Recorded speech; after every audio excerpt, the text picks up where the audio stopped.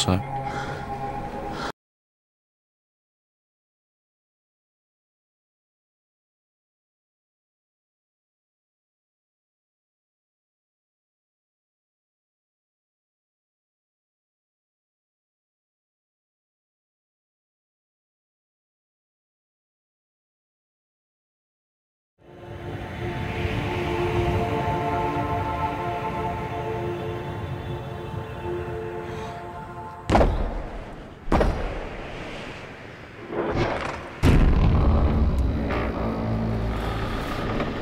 For Bruce Wayne's story to be sufficiently believable, sufficiently epic, I felt it was very necessary in the early stages of the film to have Bruce Wayne disappear, as indeed in the history of the comic books it's clear that he disappears for about 7 years or so. Ra's al Ghul. That, to me, is a fascinating concept, the idea of this heroic figure who, as a very flawed character, a very human character, leaves the place that he's ultimately to return to and travels and learns and then returns as a changed person. If I hadn't been scared, they would still be alive. And do you still feel responsible? My anger outweighs my guilt.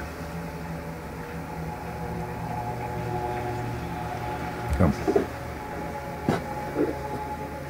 There. Back to one, we'll get safety on that. We knew one of the biggest set pieces of the whole movie had to involve Bruce prior to becoming Batman, and it had to be an absolutely massive and thrilling sequence. And we figured if we could sort of get the audience invested in Bruce in that way, then it wouldn't matter whether or not he had the cape and cowl on. You'll turn back. Sure thing. You'll go back. I want you to look through the camera, because what we'll do is we'll cheat it, we'll cut. And I'll have the other side as well. Very good. You can't walk down that steep slope, apparently. We were determined not to have this film feel like it had been filmed on a lot, you know, on a back lot, on a studio lot. We wanted there to be locations that would expand it, that would make the playing field and the canvas feel larger.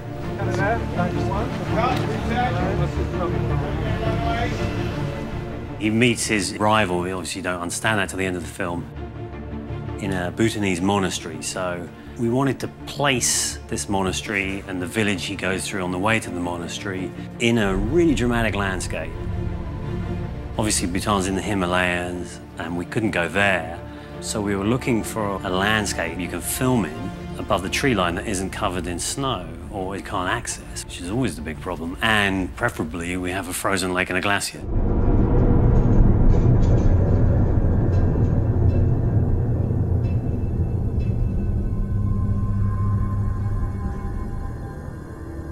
You know, you're looking for glaciers that sit below 3,000 feet, which is, there ain't many. I think there's only one in British Columbia, so we didn't want to go that far. So Iceland, we went to Iceland, and there you go, sea level, glacier, mountains, no trees, rocky landscape, felt like the Himalayas. So we built a village on the edge of a glacier, and we built the front doors of the monastery on just around the corner. We were there from January till March building it. You know, it's obviously in its winter, so there's not very little light. Lots of storms, lots of rain. The monastery is being built as a miniature, and we're going to put that in behind the front doors, so it's a combination of elements. The power of movies, you know, we can kind of go anywhere and sort of tame it for our use. It was strange to be in a section of the world where there wasn't a tree, and there wasn't the sound of a bird. It was kind of like a gorgeous Beckett wasteland, you know. It was beautifully dangerous. He was stronger than your father. You didn't know my father. I know the rage that drives you. That impossible anger strangling your grief until the memory of your loved one is just poison in your veins. My thinking about starting in Iceland was I needed a frozen lake, and it was going to be gone by the end of February, so we had to start.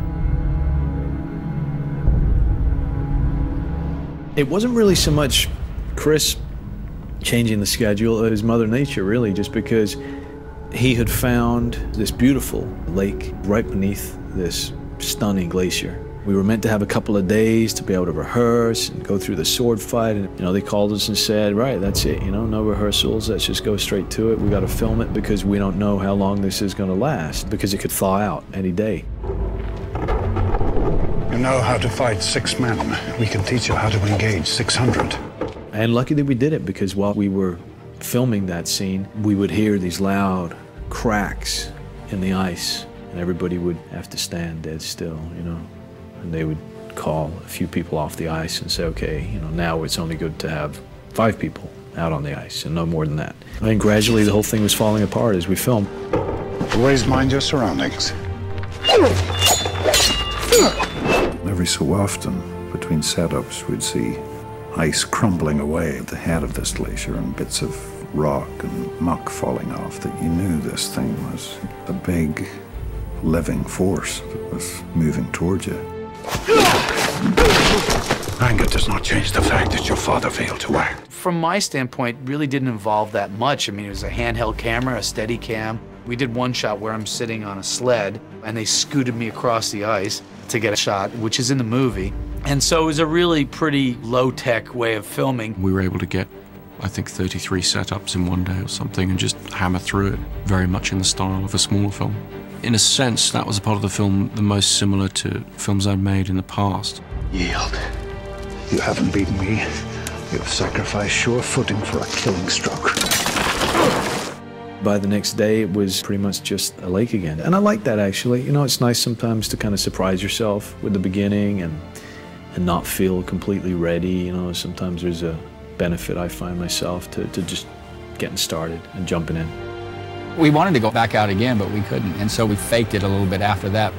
But all the really wide, beautiful stuff, we got that on the day that we were supposed to prep.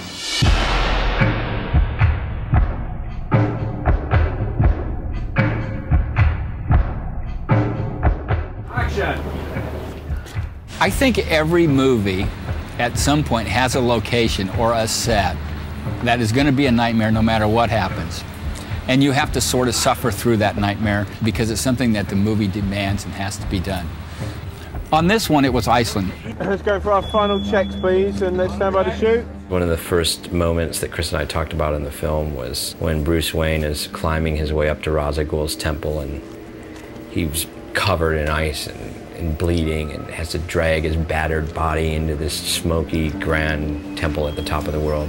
Okay, folks, everyone here has to come down the hill now, please, without fail. Everyone, please. Our first day shooting that, we got 60-mile-an-hour winds and pouring rain and just really, really rough weather conditions. And instead of doing this crane shot that Chris and I had talked about doing at the bottom of the village, we ended up throwing the camera on my shoulder, kind of, you know, hunkering down and walking up the hill in the blowing rain and getting as much as we could before we had to pull the plug and get out of there. 3, take 1. Okay, take the strain, please.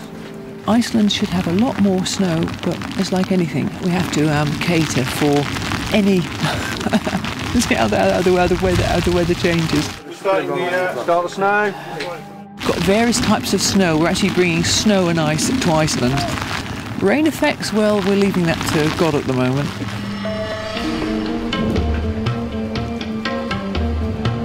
Bruce's climb up the mountain, when he goes up, you know, walks through the village, the guy tells him to turn back. That was a huge challenge, and it was more a challenge of stamina than anything else. It was freezing cold, the wind was roaring, and it was just miserable, quite frankly. And I think that the fact that we all got through that meant that we knew we were in a good place to continue. Filming in Iceland, the first week of production was like being thrown into combat. I had a completely new crew, an all-English crew that I'd never worked with before, who did a fabulous job, but we were all kind of thrown into the mud, wind, ice, rain, hail, whatever was hitting us there, and had to work out all the bugs of not only our communication, but filming the movie and doing some crucial scenes.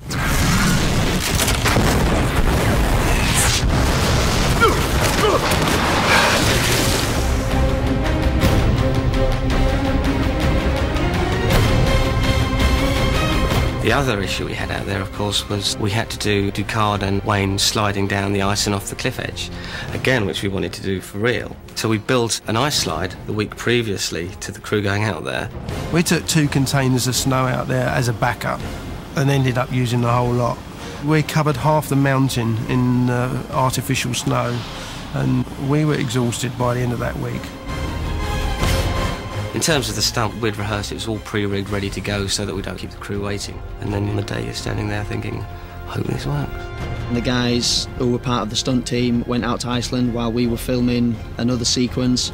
They would rig it all, get the timing, the wire lengths and everything, and then me and Mark would step in on the day, do a couple of rehearsals, and then the tape rolled.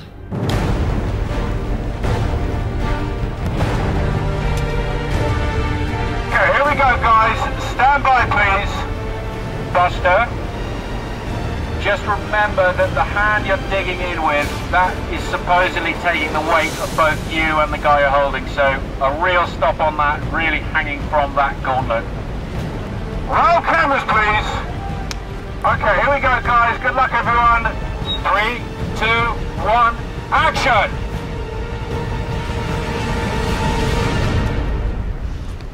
Cut there. Okay, if you want to change your lens, Wally, Chris is saying, we'll keep the same lens on here, we're going to do the drop down again. When we just had to rely on the wire stopping us again. It's back to the trust again. You've got to rely on the gents who are setting up the wires. Stuff, and yeah, it's all the background guys as well. It's all the guys behind the scenes that you've really got to put your trust in. Let's roll cameras, please. It looks dangerous. It is dangerous because anything could go wrong, but it is safe. The cable that's holding those guys could hold 25 times more weight than those guys are on. The thing that's in the ground is 75 times more deep than it has to be. The compounding of all the specs to a degree where it's virtually impossible, although an accident could happen anytime, so yes, it's very scary. Cut. You guys okay? Mark, okay? Thumbs up. Excellent. We needed one single shot, which is sliding with them down the ridge over the edge to be able to tip down and to see the ravine. In pre-production, Chris and I talked about it, and we both really wanted to get a realistic over-the-edge shot and not do it CGI, not do it blue screen back on the stage, so you could really get the feel that you're there. And I think we were able to accomplish it, but that meant bringing this techno crane to the top of the mountain, and it was really the best way to get it. So it was the best tool for the job. It wasn't just a toy, you know, that we made the guys bring up there. And then Chris also really wanted to get in there with them with a handheld camera and be right in with them as they slid down the hill. And so we took our usual low-tech approach to it to test it and to see really if it was going to be fast enough. Too slow. And also to get an idea of how much we were going to be able to shoot on location and how much we would leave behind to shoot on a set piece that we were going to build months and months later. What you're looking at is he's just sort of sliding towards a cliff edge. Yeah. So you're going down and then you grab him with your right hand. Turn your body around like that. So on this one, we'll just get the lead into that. The horizontal brake line. There's a great spirit that comes out of that in accomplishing what we were able to accomplish there. And I think that the attitude that Chris and I took towards it was, let's just go in there and get what we can and just get all that we can and come out of there alive with great footage.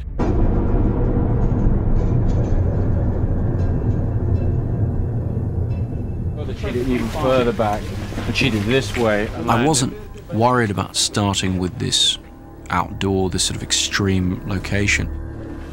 Action! The crew and the cast and so forth came through with flying colours. That gave me a very high degree of confidence about how they were going to approach the rest of this rather large film. That's the thing, to stand up on that glacier and say, you know what, we decided to do this, we did it, and it's fantastic. Those kind of moments on movies are hard to forget, and standing in the middle of it and going, yeah, baby, that's what it's all about.